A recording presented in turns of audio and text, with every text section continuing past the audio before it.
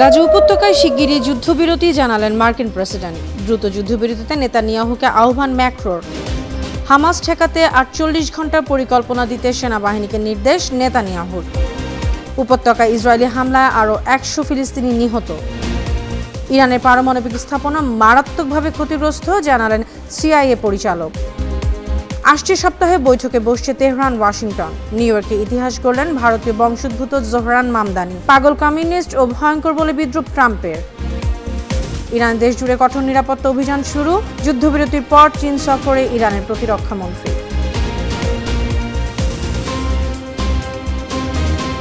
সুপ্রিয় দর্শক, এতক্ষণ শুনছিলেন সংবাদ শিরোনাম। উত্তর থেকে দক্ষিণ, পূর্ব থেকে পশ্চিম, বিশ্বজুড়ে প্রতিদিনের এমন বিভিন্ন খবরের বিস্তারিত নিয়ে আমি অনন্যা চৈতি আছি আপনাদের সাথে। ফিলিস্তিনের অবরুদ্ধ গাজা উপত্যকায় শিগগিরই যুদ্ধবিরতি হবে, এমনটা জানিয়েছেন মার্কিন প্রেসিডেন্ট ডোনাল্ড ট্রাম্প। নেদারল্যান্ডসে মার্কিন নেতৃত্বাধীন পশ্চিমা দেশগুলোর সামরিক জোট ন্যাটো সম্মেলনে সাংবাদিকদের এক প্রশ্নের জবাবে তিনি কথা বলেন। মার্কিন সংবাদ মাধ্যম CNN এর প্রতিবেদনে বলা হয়, ট্রাম্প বলেছেন, গাজায় ইসরায়েলের যুদ্ধের ব্যাপারে অনেক অগ্রগতি হয়েছে। মধ্যপ্রাচ্যে মার্কিন প্রতিনিধি স্টিভ উইটকফ তাকে জানিয়েছেন, শিগগিরই গাজায় যুদ্ধবিরতি হবে। এদিকে গাজায় চলমান যুদ্ধের তাৎক্ষণিক বিরতির জন্য ইসরায়েলি প্রধানমন্ত্রী বেনিয়ামিন নেতানিয়াহুর প্রতি আহ্বান জানিয়েছেন ফরাসি প্রেসিডেন্ট ইমানুয়েল ম্যাক্রো। ইসরায়েলি প্রধানমন্ত্রীর সঙ্গে ফোন আলাপে তিনি এ আহ্বান জানান। কাতার ভিত্তিক সংবাদ মাধ্যম আল জাজিরা এই তথ্য জানিয়েছে।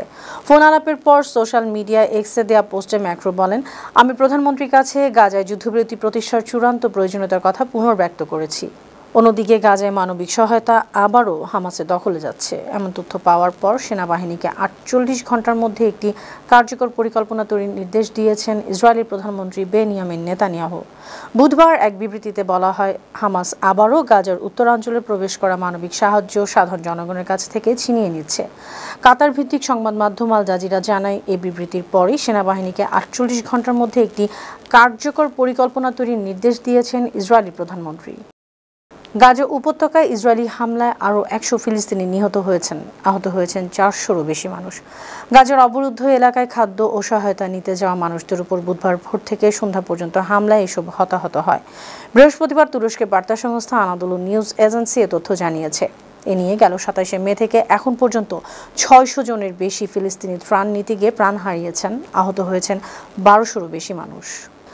যুক্তরাষ্ট্রের কেন্দ্রীয় গোয়েন্দা সংস্থা CIA এর পরিচালক জন রেডক্লিফ জানিয়েছেন, মার্কিন হামলায় ইরানের পারমাণবিক স্থাপনা মারাত্মকভাবে ক্ষতিগ্রস্ত হয়েছে। ইরানের পরমাণু কর্মসূচিকে কয়েক বছর পিছিয়ে দিয়েছে। ইরানের পারমাণবিক স্থাপনায় হামলার প্রভাবকে খাটো করে দেখে মার্কিন গোয়েন্দাদের প্রাথমিক মূল্যায়ন প্রতিবেদন ফাঁস হওয়ার পর CIA এর পরিচালক কথা বলেন। তবে ইরানের পরমাণু কর্মসূচি পুরোপুরি নির্মূল করা হয়েছে বলতে অস্বীকৃতি জানান তিনি। এদিকে মার্কিন প্রেসিডেন্ট ডোনাল্ড ট্রাম্প জানিয়েছেন, ইরানের পরমাণু প্রকল্প নিয়ে আবারও আলোচনা শুরু হবে। আগামী সপ্তাহে ইরান ও মার্কিন পক্ষের কর্মকর্তারা বৈঠকে বসবেন। কাতার ভিত্তিক সংবাদ মাধ্যম আল জাজিরা জানিয়েছে, নেদারল্যান্ডসের ন্যাটো সম্মেলন শেষে সংবাদ সম্মেলন করেন ট্রাম্প। তিনি বলেন, যুক্তরাষ্ট্র আগামী সপ্তাহে ইরানের সঙ্গে কথা বলবে, একটা চুক্তিও হতে পারে। তিনি আরও বলেন, যুক্তরাষ্ট্রের হামলায় ইরানের পারমাণবিক কর্মসূচি ধ্বংস হয়ে গেছে। এ কারণে ইরানের সঙ্গে আবার আলোচনা শুরুর ব্যাপারে খুব একটা আগ্রহ নেই তার। আসছে নভেম্বরে অনুষ্ঠিত নিউ ইয়র্ক সিটির মেয়র পদে ডেমোক্রেটিক পার্টির প্রার্থী হিসেবে মনোনীত হয়েছেন ভারতীয় বংশোদ্ভূত মুসলিম রাজনীতিবিদ জোহরান মামদানি। গেল 24 জুন বাছাই পর্বের নির্বাচনে তিনি নিউ ইয়র্কের সাবেক গভর্নর অ্যান্ড্রু কুমো সহ প্রায় 1 ডজন প্রার্থীকে পরাজিত করে রীতিমতো ইতিহাস গড়েছেন। নির্বাচিত হলে তিনিই হবেন নিউ ইয়র্কের সবচেয়ে কনিষ্ঠ ও প্রথম মুসলিম মেয়র। 33 বছর বয়সী জোহরান মামদানি জন্ম উগান্ডার কাম্পালায়। তিনি ভারতের বিখ্যাত চলচ্চিত্র নির্মাতা মীরা নায়ার এবং কলম্বিয়ান ইউনিভার্সিটির রাষ্ট্রবিজ্ঞানের অধ্যাপক মাহমুদ মামদানির সন্তান। মাত্র 7 বছর বয়সে বাবা মায়ের সঙ্গে নিউ ইয়র্কে যান তিনি।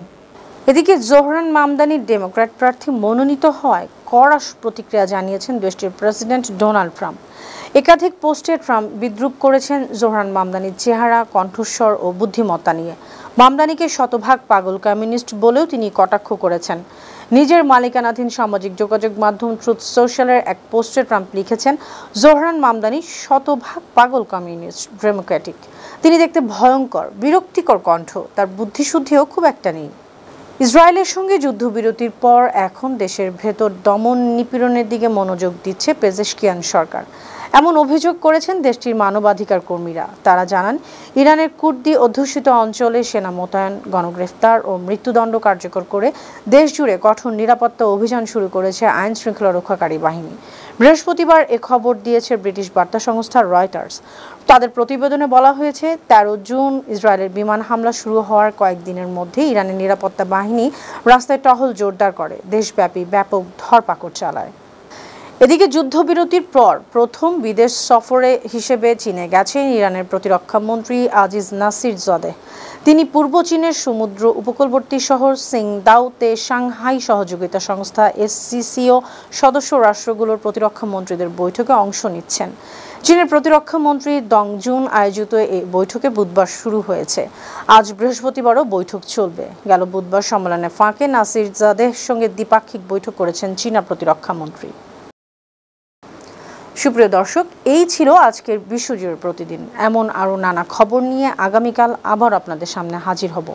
আপনাদের মন্তব্য, পরামর্শ আমাদের আয়োজনকে আরও প্রাণবন্ত ও সৃজনশীল করে তুলতে পারে। সে পর্যন্ত ভালো থাকুন, সুস্থ থাকুন, 52 টিভির সঙ্গেই থাকুন। আল্লাহ হাফেজ।